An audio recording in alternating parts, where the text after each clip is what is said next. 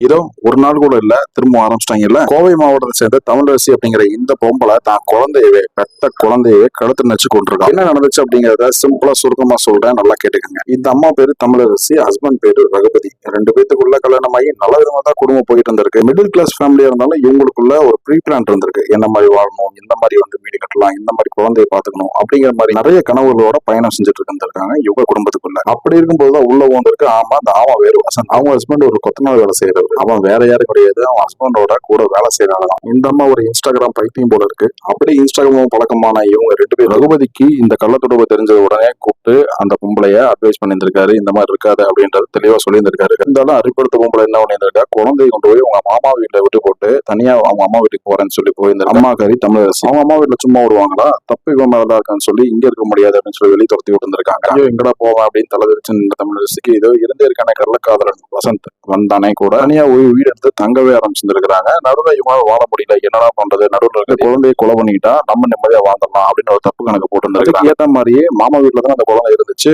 ஒரு நாள் நீ பாத்துக்கன்னு சொல்லி அம்மா கிட்ட விட்டுட்டு போனதுதான். அந்த அன்னைக்கு நைட்டே அவன் மாமாவுக்கு போன் பண்ணி விளையாண்டு இருக்கிற பொருளை கீழே விழுந்துட்டா மாமான்னு சொல்லி கதறி இருந்திருக்கிறா அவங்க அம்மா தமிழரசு. நேர்ல வந்து பார்க்கும்போது அவங்க மாமாக்கு சின்ன டவுட் இருந்திருக்குது. உடனே அவங்க மாமா கையோட போலீஸ்ல இன்ஃபார்ம் பண்ணிட்டாரு, இது கொலை மாதிரி தெரியுது அப்படின்னு சொல்லி. இப்போ அவங்க அம்மா தமிழரசியை கைது பண்ணி ஸ்டேஷன் குள்ள வச்சிருக்காங்க. இல்ல நான் உனக்கு தெரியாம தான் கேட்கறேன், ஏண்டி உனக்கு அவ்வளவு அறிவு இருந்துச்சு அப்படின்னா குழந்தைய மாமா வீட்டுல தான் விட்டு போனேன், அப்படியே போய் தொலைஞ்சிருக்க வேண்டியதானே. இப்போ கூட நாங்க உங்க குழந்தைக்காக தான் பேசிட்டு இருக்கிறோம். இவளுக்கு எல்லாம் மரண தண்டனை வரக்கூடாது, சாகும் வர தூக்குல போட்டே இருக்கணும். பெத்த பிள்ளையை கழுத்து அமைத்து கொலை பண்ணிருக்கீங்களா, மனுஷியா வாழ்றதுக்குள்ள சாகாது கூட லாய் கிடையாது. இந்த மாதிரி பொம்பளை என்ன பண்ணும் அப்படிங்கிற கமெண்ட் பாக்ஸ்ல நீங்க சொல்லுங்க.